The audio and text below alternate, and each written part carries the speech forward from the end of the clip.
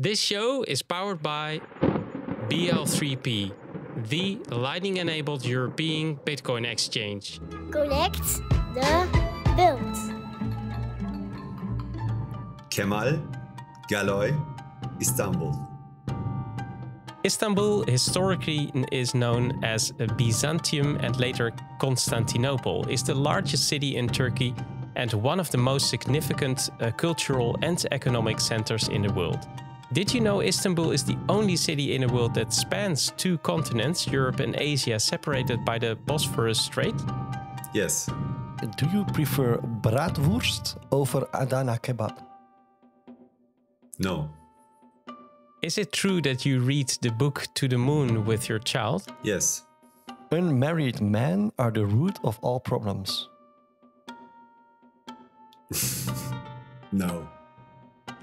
The torogos bird, also known as the turquoise-browed motmot, is a colorful bird native to Central America, particularly found in Mexico, Guatemala, El Salvador, Honduras, and Nicaragua. Is this your favorite bird? Yes. You were at the Tuscany Lightning Summit held in Viareggio. We can imagine you drank a lot of Italian coffee there, but do you prefer Italian coffee over Turkish coffee? Yes. Did you stay up all night to watch the halving take place? Yes. Did you win playing Block Hunters with the creator of the board game, Arnold Huber? No. Is it a dream to retire in El Salvador? No.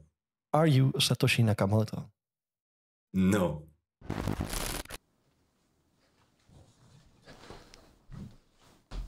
Welcome to the Connect the World weekly podcast. I'm Edward. And I'm Steph. We are ready to take you with us into the beautiful world of the Lightning Network. Enjoy the ride.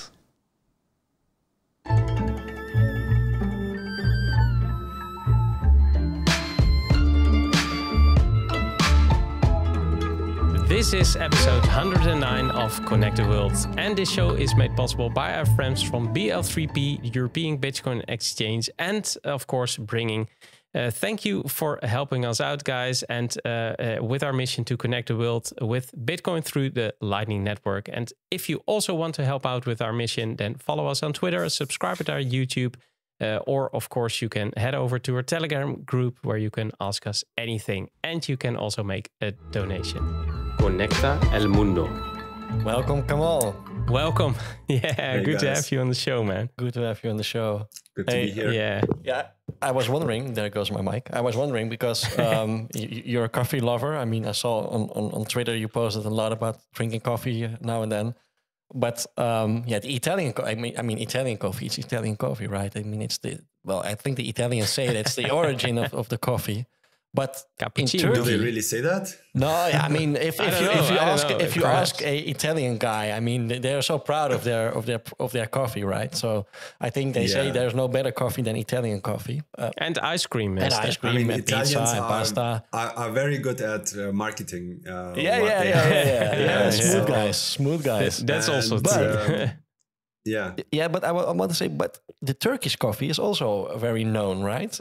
In Turkey. The Turkish mocha is great. I like it a lot, but I think it's just a habit of me coming from me growing up in the most northern city of Italy, which is Monaco di Baviera, most commonly known as Munich in the south of Germany. So there's a lot of Italian influence there, and the architecture is very Italian.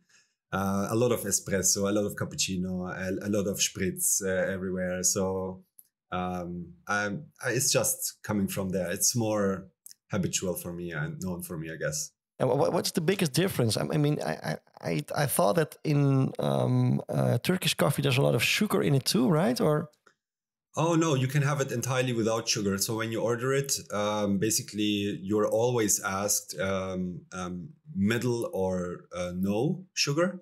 And you have to basically say orta or sade. Sade means pure, and orta means middle sugar. And then they prepare it accordingly because the sugar is not added later on. it has to be added when preparing the coffee. Okay.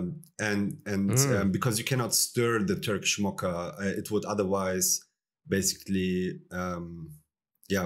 just make the coffee undrinkable, because there is like the sediment of coffee at the bottom of the glass. Okay. And so it has to be cooked with the sugar. Okay. So you're quite a coffee expert, I didn't know Kemal. Well, I'm an expert drinker. I'm not really an expert maker. Cool. And now I know it's the tea that's often drank with sugars, right? In Turkey. Oh yeah. Yeah, that's right. Yeah. So more than coffee, actually, tea, black tea is the Turkish national drink. I think Turkey has the highest, or one of the highest, per capita tea consumption in the world. Yeah. There's a lot of tea produced here. Excellent black tea. And I like it a lot as well. Has a similar effect like coffee. It's also caffeine containing, right? Yeah. Yes. Yeah, because you're saying black tea. I'm only drinking herbal tea because I can drink it all day long. But with black tea... you can drink black tea all day long too. That's what Turks do all the time. Yes. There is one tea after the other, and much more than coffee. Yeah, but the amount of caffeine in tea is way lower than in coffee, right? Is it? I don't know if you have good black tea from Turkey. So there is the component that is, or what's in tea is called thein. So it's not caffeine, but thein. But it's I think it resolves to a similar compound like caffeine that has a stimulating effect. I don't know about how much more or less is, but the effect is still there. Like you can feel it, and it's more smooth in my experience. Like the coffee drinking makes me, if I drink too much, it makes me a little bit anxious as well. Whereas with tea, it's quite smooth, and so I like the effect of tea. I have my period. I would say I have my periods, but I'm not that type of periods. But I have some periods in my life. I was like, I'm a wine lover, and I'm drinking only wine. I'm a whiskey lover, and I'm drinking only whiskey. I'm and with food and drinks, and I have all those themes within my life. And I had a period that I was drinking yerba mate. You know yerba mate from South Latin America. So it's like in a bowl. Oh, mate, yes. Yeah, mate. Yeah. So it's in a bowl with a straw. And you have like, it's the bowl, and it's like more than half filled with the tea, with the leaves. And then you just pour a little bit of cooked water in it, and then it's like, it's so immense strong. It's crazy, and I liked it, but I didn't know that it was containing that much of caffeine too. I mean, I did know that it contains. And did you notice that? No, I noticed it. Yeah, because I was like overhyped and a bit anxious also. Like if you drank like 4 double espressos, that kind of kick you get. Yeah.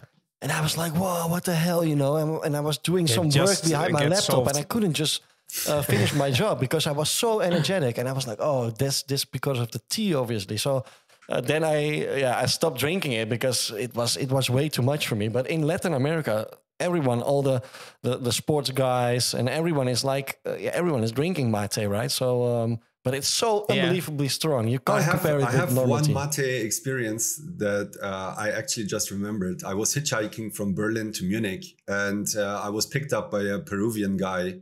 Or 2 Peruvian guys, and we drove basically for 6 hours from Berlin to Munich and drank mate tea, just exactly like you described it. And it is such a conversation enhancer, like, this effect that it has of, loosening people's tongue and getting a conversation going. I really felt it there. But it is like a social, it's a social happening in Latin America, right? So in the evening, everyone, you have like a couple of bowls, and people are sharing each other's bowls, and everyone is drinking mate. So it's like in Amsterdam, we have like the weed, the rolling joints, and then sitting in a circle and just enjoying life, and they have the conversations, and then there they do exactly the same with the mate. So, but it's strong. I mean, the first sip you get from a mate, a real good mate, is like totally different from the tea or the coffee you're used to. So, but I once did a Chinese ceremony tea ceremony in Amsterdam, and that was also like what you're saying, Kemal, that it's for enjoying with other people and talking, get a conversation started, and really a tradition. And then yeah, after nice 45 minutes, you saw aliens. Edward, did you had like the mushroom and the magic mushroom tea? I mean, a tea ceremony in Amsterdam. That's different cookie, man. Yeah, it is. It is really great. And they also spill the tea, right? They spill it in the cup and then they throw it away because I don't know. Yeah, it was it's very, like a ritual. Soothing. Yeah, it's indeed. Cool. Yeah. Hey, but okay, enough about tea and coffee and all that stuff. The halving, Kemal. You said that you stayed up all night. What were you doing? All night at the screen, checking for the block? No, actually, I was on a meetup that evening. So the halving here in Turkey took place at middle of the night at 4 a.m. or so, our time here. So I had a visitor from the United States, an uncle of my wife. So he was he's very new to Bitcoin. He's a boomer, but he was quite economically literate. So he had very good questions about Bitcoin. He wanted to learn more, which is great. I love talking to Bitcoin about people who are smart. And so I took him to meet my local community. We made a meetup that night and had a couple of beers and talked, and it was great. And later, I was invited by Vitus from the Bitcoin Runners to join the Bitcoin Olympics that they organized. So it started 3 blocks before block 840,000. And we tuned in. Giacomo joined, Giacomo Zucco and Alex Gladstein joined. And Alex Gladstein announced the Finney Prize that they will be granting going forward. And I was honored. I had the honor to moderate and chat with the two about the halving block, about the future of block space and fees and privacy. So it was pretty cool. Busy night. And did you succeed in orange pilling the uncle of your wife? I mean, did he bought some Bitcoin after all? Or? No, he said very clearly he won't buy something that he doesn't understand. But he was very adamant about saying that if he bought it, he would buy it through one of the ETFs in the United States. Okay. And the reason, and we all tried to convince him, like, look, this is bullshit. Like, don't do that. Like, this is why don't you get the real thing? Like, it could be basically taken away from you with a stroke of a pen by the US government. And but he is old school. He's a boomer. He trusts in the institutions, and he believes that he has basically recourse here in the legal system to get to his right if something should happen. And he is too untechnical to even think about holding Bitcoin. That was basically what he said. But he's not even there yet, so he has to do some research. But I think we tickled him, and he found it very interesting and intriguing. Cool. And is he from Turkey too, or?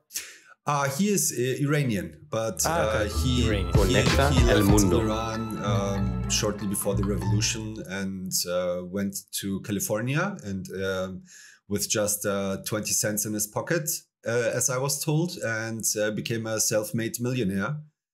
And really the classic story of an immigrant. Yep, American dream. Yeah, exactly. Yeah. So he made it. Cool, but and it makes also the person, right, to making decisions is different for someone like that than perhaps for other people. I don't know, making decisions about investing. Yeah, I mean, when you're at his age, I think he's around 70 or something. He has basically enough money for the rest of his life to afford a very luxurious lifestyle. And even more than that, he will be, his children and his grandchildren will be inheriting quite a substantial amount, I guess. So he is trying to think about, I mean, obviously securing his rest of of life, but also thinking about how can he pass that on in his the best legacy way possible for his legacy. Yeah, indeed. Interesting. I was thinking, it is. You're living in Turkey, where there is an enormous amount of inflation. He is from Iran, so I mean, he must have the interest in learning about hard money and money that is open source and not to be get from you from institutions like you said, but maybe everyone gets his journey right, and he will learn some lessons. But it's good that you tickled him and that he is open. Perhaps in time, then he just brings it in. I'm 100% sure that we piqued his interest and that he is going to start to look into it more deeply. And he speaks English, so he has access to the richest of resources out there, and he's a smart guy, and so I'm sure we'll talk again, and he'll be further on in his journey. Cool, awesome, cool, nice. Hey, we are going to talk with you about Galoy, and obviously Blink, an incredible wallet you guys created. But maybe for the people that don't know Galoy, because I think a lot of people know Blink, because they just interacted with the wallet and that kind of stuff. But what is Galoy doing for within the Bitcoin space? Yeah, so Galoy is a Bitcoin company. We're 20 people, basically. Most of us are engineers, and we're developing technology for organizations, basically to be their own bank. So we know that from individuals, be your own bank, self-sovereignty and stuff, but there's a lot of software out there that enables individuals to interact with the Bitcoin and Lightning networks in a secure way. And at Galoy, we are developing the software for organizations to be sovereign, efficient, and secure in an enterprise-grade way in their custody, accounting, hedging, and interactions with the Bitcoin base layer and the Lightning network. I think that's mostly what we do. And I think also what's important to know is that we're doing it in an open source way. So our licenses are open source, and Cool. So there's a pretty wide spectrum. We also had Andrew Bagging on the show recently, or it was some time ago, to be honest, about Blink, the wallet. So there might be some overlapping discussions we have, but it doesn't matter to us. So really looking forward to the interview with you. Andrew is, I love Andrew. He's a fantastic guy and Bitcoiner, and it's a pleasure to work with him. It's funny that you talk to him about Blink and talk to me about Galoy, because internally I'm more interested in Blink and focused on Blink, and he's more focused on Galoy. But let's see if I can do we keep you guys a bit sharp, Kemal. We keep you sharp. Right? Asking the different question to different people. Okay, let's start. The 21 Minutes is brought to you by BRINGIN, the app to reliably sell and spend Bitcoin from any wallet. So I'm going to start with the Galoy question. Can you elaborate on how Galoy's technology specifically addresses what the challenges organizations face when integrating Bitcoin and the Lightning Network into their operations? Yeah, so I hinted at it already a little bit. Like basically, it's about developing software, open source software that enables organizations to be their own bank, not just individuals. So there's a few software out there that does this, that enables an organization. Like this question is like, how do you hold and interact and use Bitcoin as an organization, not just as an individual? We know that organizations are composed of individuals, But here in an organization, you are coming together as some sort of community, and you have to basically hold Bitcoin together. And there are some challenges there, but there are also benefits of doing that. And yeah, we're basically focusing on developing this enterprise-grade software that enables organizations to interact with the Bitcoin and Lightning Network in a secure way, and for organizations to be sovereign and efficient and secure in their custody, accounting, hedging, and interactions with the Bitcoin base layer and the Lightning Network. That's basically Galoy in a nutshell, I would say. Yeah. And you've spoken before about Bitcoin as neutral money and its importance in today's economy. From your perspective at Galoy, what are the main barriers to Bitcoin adoption at the moment? I mean, well, you just sum up a lot of things that people need to be aware of when having an enterprise that will interact with Bitcoin. But yeah, what are other main barriers you can think of? Yeah, I think the main barrier from my point of view is for Bitcoin to be used as a medium of exchange. So there is a lot of usage as a store of value and for speculation. But for a medium of exchange, I think the barrier is the network effect that is not quite there yet, that really makes Bitcoin the best choice for the transaction of value, like the go-to Schelling point for everyone.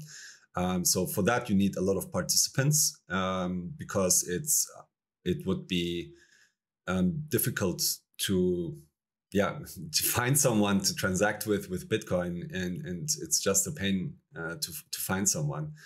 So the number of Bitcoin holders is high and growing, but yeah, people have yet to discover Bitcoin as a superior way to transact. And currently this is more, even more so on the level of enterprises, right? So, I mean, people are interacting already at some places of the world more than others, or other places, obviously. But in an enterprise level, it's even harder, I can imagine, to interact with using Bitcoin with each other. Yeah, even more difficult. Like the network effect on that level is even less. So currently, all the organizations that are using Bitcoin, interacting with the Bitcoin network, are doing so because they want to provide access to users, to ordinary retail users, somehow, not necessarily for them to interact with other organizations to do settlements of trade or other things. So I don't think we're seeing that at all yet. Well, I'm not aware of it. So mostly it's Bitcoin companies providing services to retail. Yeah. And well, you also mentioned earlier the moral implications of current monetary systems and how Bitcoin could potentially offer a solution. Could you discuss some personal experience where Bitcoin adoption has led to positive change in local communities? Because, of course, you're very busy in El Salvador, and you must have seen things that you think, well, this is a great example. Yeah, I mean, I think firstly, it's important to realize that despite vast cultural differences between different people, there is consensus among all humans on a couple of very fundamental things, like violence is bad, or like murder or wars, right? Or being stolen from is bad, theft is bad. Like no decent person thinks that it's moral to steal the property of someone else. And I'm a father of 2 young kids, and I didn't have to teach them the concept of property. They understand that their toy is theirs and they will protect it. And if I take it away, like they're mad and they're crying. So you can see that humans don't like it. The concept of property is inherently within us, I believe. Like at least that's what I'm seeing. And I hear many other parents tell the same. So Bitcoin, I think, is a fantastic tool to protect what's ours. And the thesis that property rights are the foundation from which civilization springs feels intuitively correct to me as a parent. But when making now such statements about the impact of Bitcoin on the communities so far, I think it's too early to draw like empirical conclusions, because the number of communities, of heterogeneous communities that have lived with Bitcoin on a Bitcoin standard is still very small, and more time needs to pass. So we can make a good evaluation of how it impacts basically these communities. But we can already see that the individuals that Bitcoin has attracted share certain virtuous traits. And I think that's something that almost every Bitcoiner that I've met so far and talked to can agree, that it's a very special breed that is attracted, that shares common traits and characteristics. And that makes me hopeful that the thesis that Austrian economics and economists make about the time preference of hard money societies actually plays out, and that we will see more prosperous and also more culturally rich communities because they use money that doesn't erode their values by constantly stealing from them. So I'm seeing a massive erosion of values here in a high inflation environment in Turkey. Yeah. It's chronic. Yeah. When that happens, when you're constantly being stolen from, and it is such a foundational thing that being stolen from is wrong. And it's happening every second, and every day, every year, you're being stolen from, then it has a negative effect on you, on the trust in society. Yeah. And then people think, okay, why should I be the idiot who plays by the rules? Yeah. There is no morals anyway.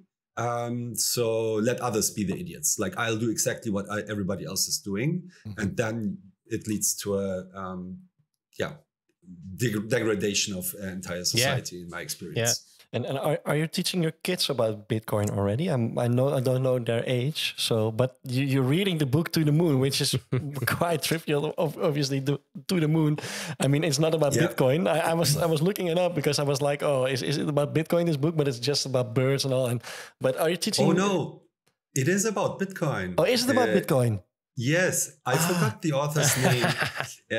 It's a great book. I shout out to my colleague Noor, who's becoming a parent. Actually, she just wrote me and sent me a photo on Telegram that she is now a mom. This is crazy. Oh, cool! Yeah, cool. Congrats to Noor. We had her on the show too. Congrats! Yeah. Oh, that's great. Okay, I didn't want to dox it, but this just happened and it was so crazy. We did it anyways. Yeah, I think she was. She had already said that she's living into a motherhood and she's not with me anymore. Where were we? Sorry. My question was: Are you teaching your kids about Bitcoin? Oh, yes. But then the answer is yes, because I found a different book. There happen to be all kinds of books with the title To the Moon, and I just found it. I see it now. The origin of Bitcoin. Yeah. Okay. Cool. So you're teaching your kids already, but do they understand it? I mean, they're growing up in Turkey, so. It's a sad thing that they can already experience how it is to live in a world with a devaluating currency. But how do you succeed in teaching them about Bitcoin? So my kids are 5 and 2, and they don't really have a concept of money yet. In our family, it's basically communism, right? Everything belongs to everybody, and the toys belong to the kids, and they are, I mean, they're very, very young. But what they already learn is that daddy and mommy like Bitcoin a lot, and Satoshi is the inventor of Bitcoin. And the Bitcoins cannot be seen. And Satoshi, we don't know what Satoshi looks like because he's hiding. He doesn't want to be known. He doesn't want people to find him. So those are the things that basically, this book To the Moon that Noor sent me in 2022 from El Salvador. Is basically a nice tool or vehicle to teach your kids. So it's not like deep stuff, but just trying to, I'm trying to just implant some positive vibe. Yeah. You know, like when I say Bitcoin, we say Bitcoin. Yeah. Well, I have my oldest is 3.5, and my youngest is becoming 2 in 2 weeks. But I have a copy of the Bitcoin Money book by Bitcoin Rabbi already in place for, and I must say I can start with reading it to them because they love to me to read. So for them, so I will start with that too. But no, I mean, it's good for that you start with it at a young age, right? And then, well, they suddenly become a Bitcoiner, maybe. And they have a lot of questions, right? The block clock, what does it do? Looking at the halving countdown, what does it mean? What is it? So yeah, that also works. But I love this. I didn't know this particular book series. So we will keep it in mind for our children, right? It really looks great. she will like it. And let's get back to Blink because I have a question about the wallet. It is custodial. It's a custodial solution, which means that users are not in direct control of their Bitcoins. Can you explain the decision to go custodial and how you ensure the security and trust of your users in this setup? Yeah, that is a great question, and actually 2 questions. I'll start with how the decision came about. So it's a decision that was made by our founder and CEO of Galoy, Nicolas Berti. And when Nicolas started to look at Lightning in, I think, 2019 or 2020, he pretty quickly understood that what many are coming to terms with only now, which is that Lightning is a fantastic network to connect Bitcoin banks who want to do fast and cheap settlement between each other. And the requirements for running a Lightning node is basically running a server are quite steep for the average person. And on the other hand, he wanted to also build for people who have a pressing need to use Bitcoin as a medium of exchange, and where even when used through a custodian, it offers massive improvements to what they were using before, to the status quo that they were in. And so that's basically the decision. So he started out self-custodial and had a look at it and thought, this is not going to be useful for what I want to do. And then he basically did it went the custodial route, basically cutting corners here, right? Not engaging with the low-level problems that Bitcoin use in a best practice way, which is self-custodially entails. So he's not trying to make it perfect, but he's cutting a corner, or we're cutting a corner here, because we think that self-custody is a best practice that needs to be learned later on and is not a starting point for people to start at.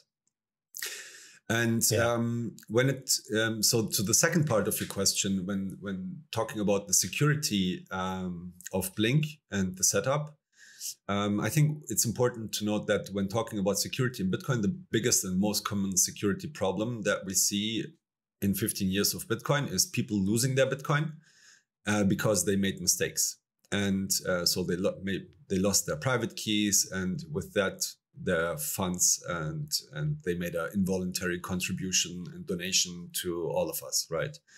And that is a really, this is the worst outcome. This is like losing something is okay, but losing money is the worst, because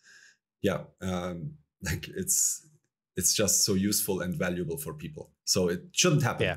And in digital services, when something like that happens, it's called digital breakage. And the best way to reduce it is, of course, to have more knowledgeable users. But until the users get better and learn the intricacies of securing a secret, which is a very novel concept that we are mankind has only been learning to deal with since Bitcoin, really, on a big scale.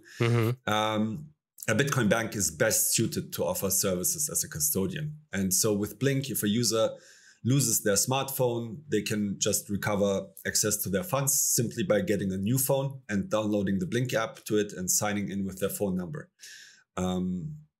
And this way of accessing a digital account is used by almost all contemporary digital services around the world. And it is learned and understood by a huge number of users. I would argue almost all users who have some technical device are familiar with this method. And there are very little security risks in doing this. So this way, the worst possible experience of losing access to funds can almost entirely be avoided. And of course, like there is like this concern, you're holding Bitcoin on behalf of someone else. They're not self-sovereign. Yes, the Bitcoin bank needs to be trusted, right? But so I had my first bank account when I was 5. And I still have it now that I'm 42. And my bank has never stolen from me. So who has stolen from me is the central bank.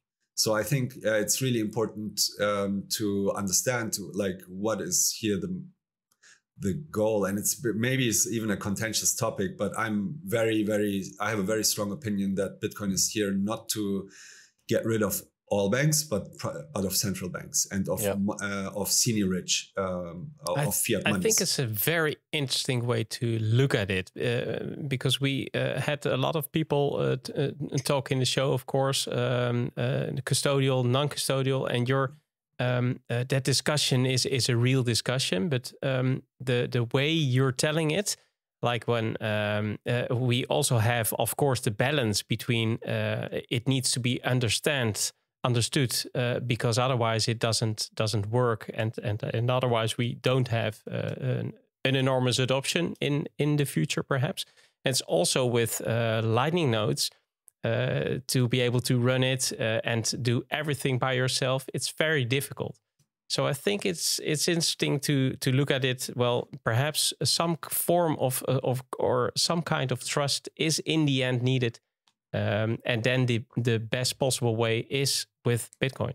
So yeah, it's a discussion that will and go along. In favor of Blink 2, what I really like, which is baked into the app, is the earn sats for learning. So you guys are teaching everything about Bitcoin. You even earn Bitcoin if you are learning courses with you in the app. So it's just a good way to start. And if you want to be more self-sovereign, you guys teach on how to do this. So I really like that too. I think that is really, really important. Like if we require users to become more knowledgeable, they need to develop intrinsic motivation to learn. Like we can only lead them to the water, or like a horse to the water, but the horse needs to drink itself. And it will drink if it's thirsty, and it sees utility in the water to basically satisfy its thirst, right? And that water is a suitable vehicle to satisfy that need.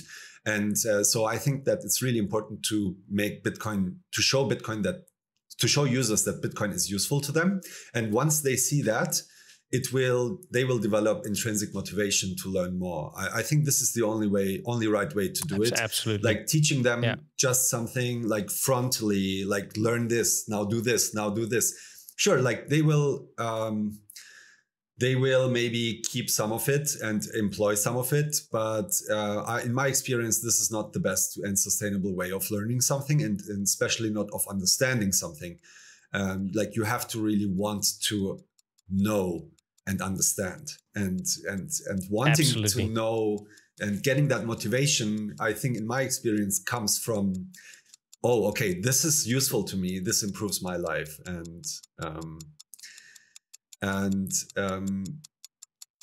mean, one more thing, maybe you asked me about the security, about which is something that I would like to address also. Like on the custody side, obviously, I said that people have to trust Blink. Yeah, so maybe on the custody side, the way the custody is done on Blink, it's with a geographically distributed multi-sig cold storage in asymmetric jurisdictions.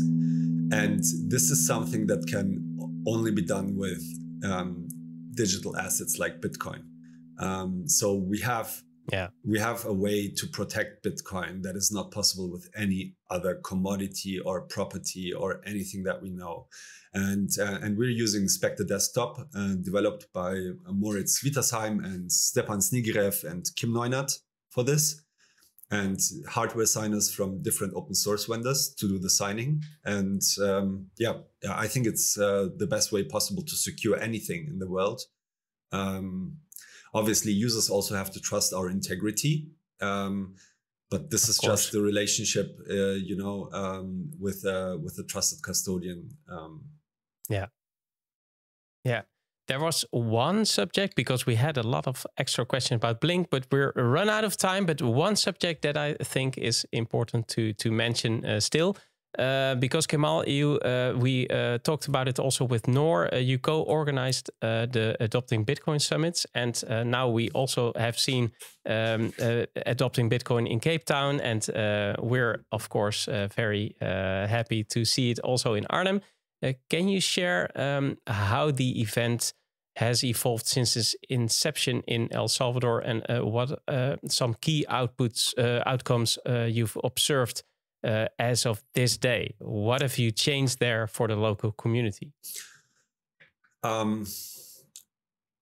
mean, in El Salvador, Adopting Bitcoin has become like the meeting point for all the builders in the ecosystem, and not just in El Salvador, but everybody working on Bitcoin adoption around the world is basically coming together in once a year in San Salvador and in Bitcoin Beach to share experiences, share challenges, share problems, share solutions to accelerate the learning and to learn from each other, and also learn about the new solutions that are out there.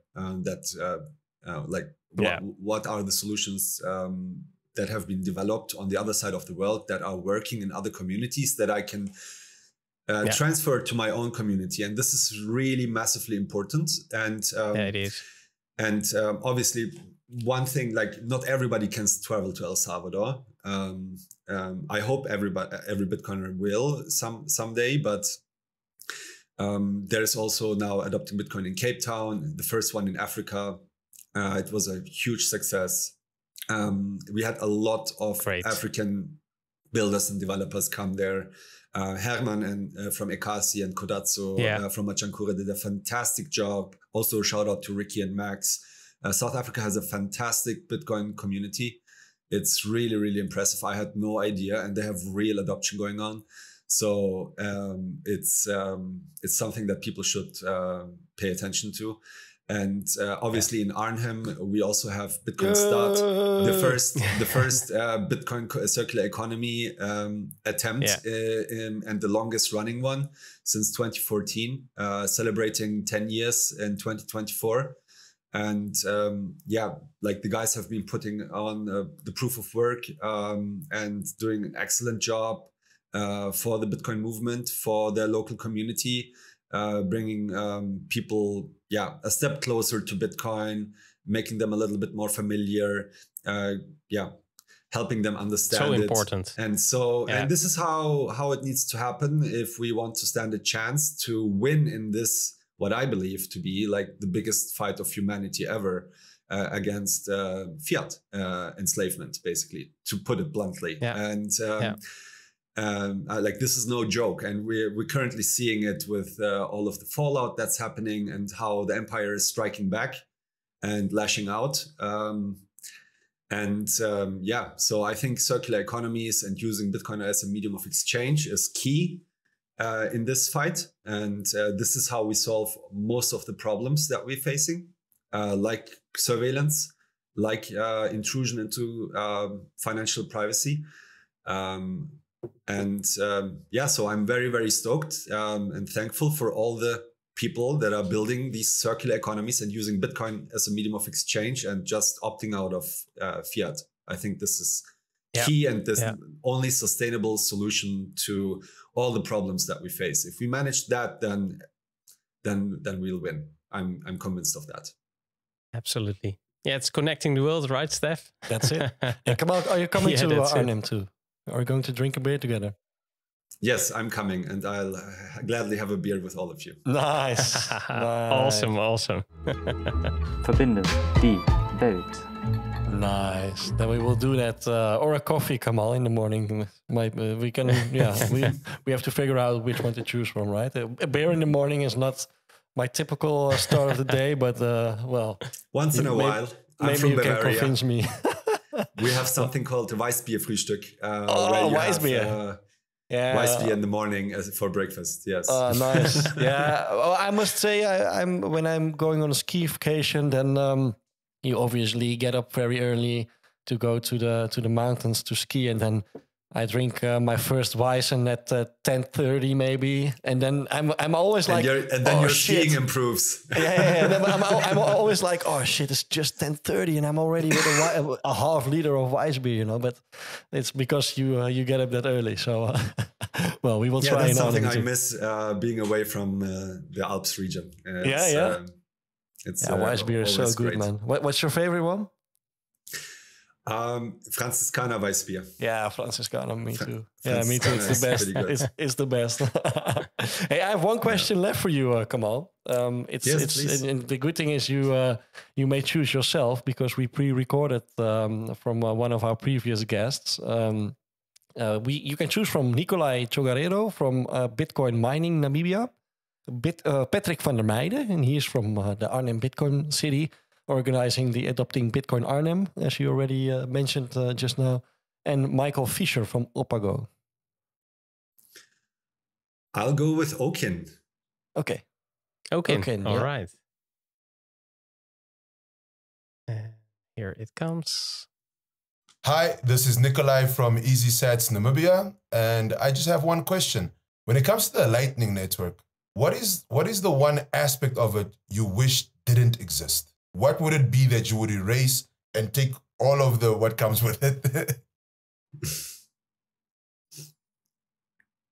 Yeah, the requirement to run a server. Basically. That needs to be online all the time. And it would be great if we had basically the UX of on-chain on Lightning, where you don't have to be online. You can just receive payments, and even though just asynchronously, and but with all the benefits, obviously, that we have Lightning and excellent payer privacy and excellent receiver privacy, and that's a lot of things. But we have to also stay within I mean, there's a lot possible, but we are constrained by physics. That's it. That's true. Yeah, it Connect is. the build. But maybe in 10 years or so, Kamal. Yeah, you will get there. Maybe. Who knows? Yeah, hopefully. We'll be talking then. Thanks again, Kamal. Where can people follow you? What's your the links to your websites and your Twitter and all? Yeah, I'm personally on Twitter or X as Pretty Flaco. So it's, I think, _ PRETYFLACO. And also Blink is on Galoy, on X as Blink BTC. Website is blink.sv for Salvador, not Satoshi's vision. Yeah, and, good to mention. And Galoy obviously is at galoy.io. And from there you can find all the GitHub and our MetaMost, where we are basically working with open source developers and all that good stuff. Perfect. All right. Thanks. Well, thanks again. And of course, thanks for listening. And thanks to all members participating in the Satoshi Radio Rings of Fire. And of course, thanks to everyone helping to connect the world with us. If you like our content, then please support us in our mission. Visit our website, connecttheworld.live, where you can also donate and subscribe, like, and share our content on your most favorite platform. We need you to complete our mission, connect the world. So keep those nodes running, sets flowing, and rings burning. And see you all next week on the same Lightning channel. Gurus. Adios, Kemal. Bye-bye.